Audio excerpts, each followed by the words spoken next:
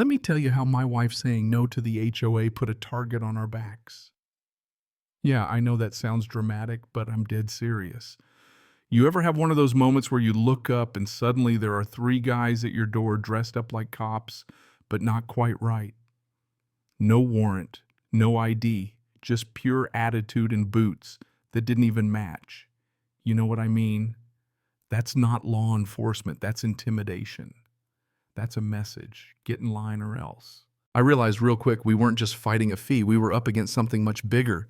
And if you're wondering what I did in that moment, I froze. Honest to God, I froze. So what would you have done if three fake cops started pounding on your door at 7:30 on a Thursday evening when all you wanted was a quiet night in your garage cleaning up an old boat engine? I still hear that knock in my head.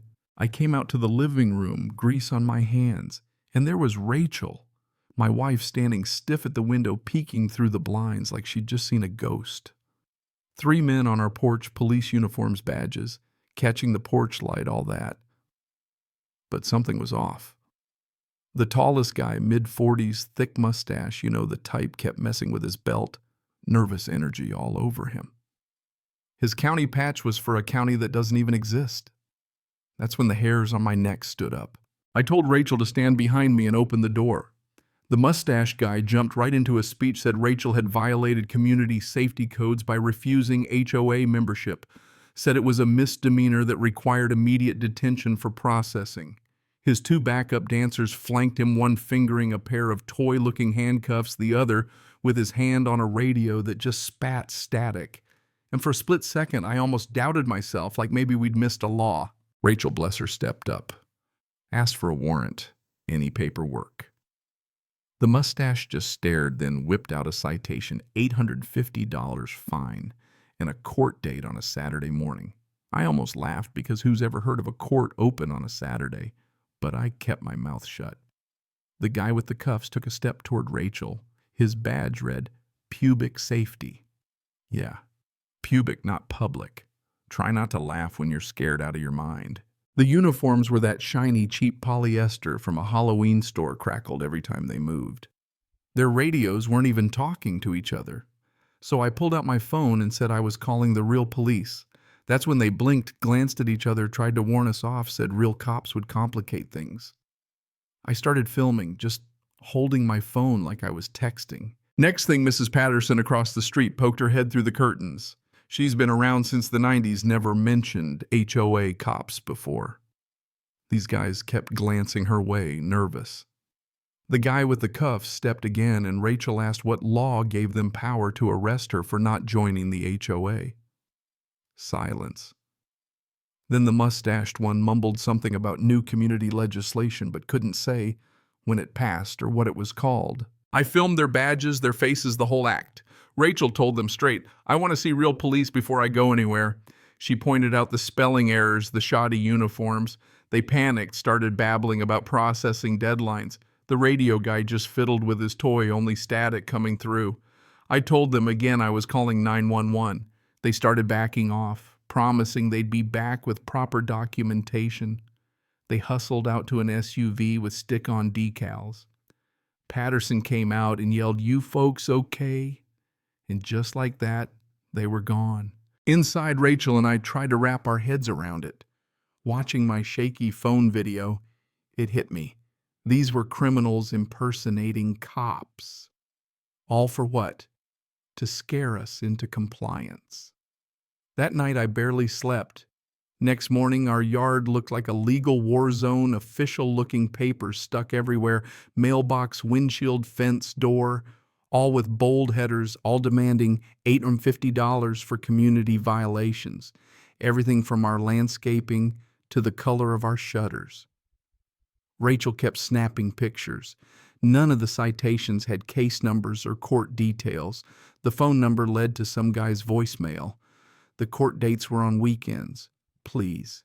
Then came the real kicker, a letter referencing a joke Rachel made on our porch about not trimming the hedges. Stuff no one would know unless they'd been listening.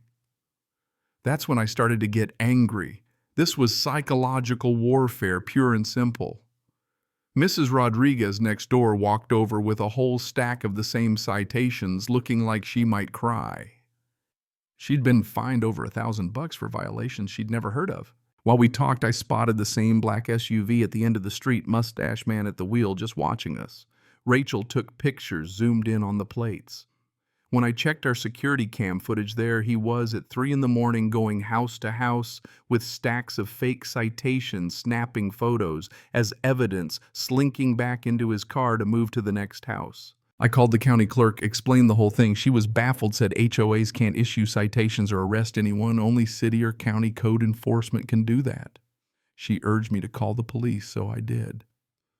By now, Rachel was jumping at every sound. She'd even skipped work, too shaken to go in.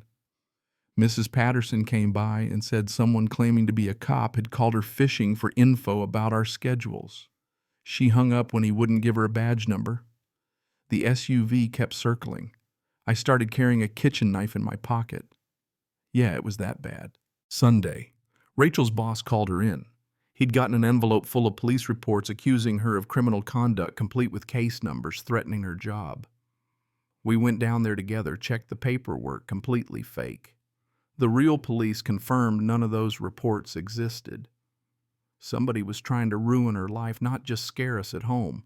Then came the twist. That night, the HOA president, Martha Green, called an emergency safety meeting at the community center.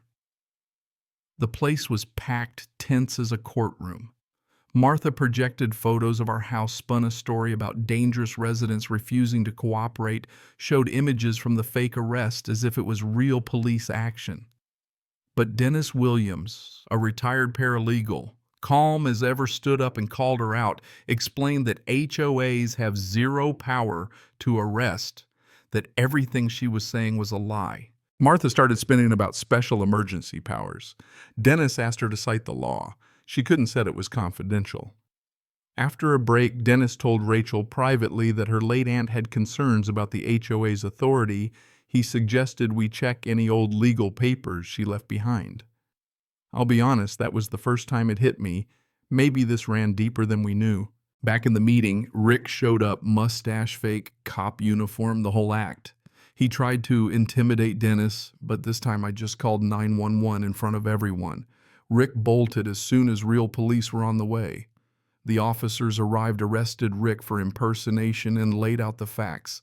Only real cops can arrest people. HOAs can't even issue fines without due process. Martha tried to defend herself, but her power crumbled. Residents began asking questions. Turns out we weren't the only ones being harassed. Dennis told Rachel to check her aunt's documents, specifically anything about the land lease. We went home, tore open old boxes, and found it a 99-year lease. Rachel's family owned the land. The HOA was just a tenant. And not only that, they'd stopped paying rent years ago, which under the terms meant Rachel could evict them all if she wanted. Turns out Martha and her crew had ignored warnings, sent fake legal notices, and threatened anyone who asked questions. Armed with the real paperwork, we met with a lawyer. She nearly laughed at how open and shut it was. Rachel had the right to enforce, renegotiate, or even dissolve the HOA. We served Martha with a legal notice, demanded payment, an end to intimidation and compliance with the original lease or else. Martha panicked, called another emergency meeting, but the whole neighborhood knew now she had no authority, and Rick's community safety was a criminal scam. By the next meeting, real cops arrived with a warrant for Martha, conspiracy charges, wire fraud, fake police reports, the works.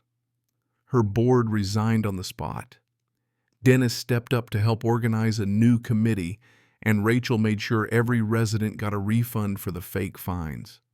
We rebuilt from the ground up: public meetings, transparent finances, real elections. Residents who had been scared started speaking up. Rachel's role shifted from victim to leader. No more intimidation, just accountability. 3 months later, the neighborhood was unrecognizable. Kids played outside again, people chatted at the mailbox, and the only signs left were the ones saying, "Welcome." Rick got a long prison sentence. Turns out he'd been running the same racket in 3 counties. Martha's real estate license was revoked. State officials showed up to warn other communities about fake HOAs and power-hungry board members. Funny thing is, Rachel never wanted power. She just wanted peace. She renegotiated the lease, set up a Bill of Rights for residents, and put real checks in place so this could never happen again. The HOA now has to operate under court supervision with all meetings open and every dollar accounted for. We celebrated the new charter at a barbecue, neighbors laughing, swapping stories, the whole mood lighter than it had been in years. The new sign said Green Greenwood Community, where neighbors come first. That's it. No threats, no fake badges. Just people together deciding what kind of place they want to live in. So let me ask you, if you found out your HOA was nothing but a front for intimidation and fraud, would you fight back? Would you give them a second chance or shut them down for good? Drop your thoughts in the comments. Like if you think justice finally showed up with real handcuffs this time. And if you've been through something wild in your own neighborhood, share your story. It's how we all get a little wiser together. Until next time, stay loud, stay kind, and read every sign twice.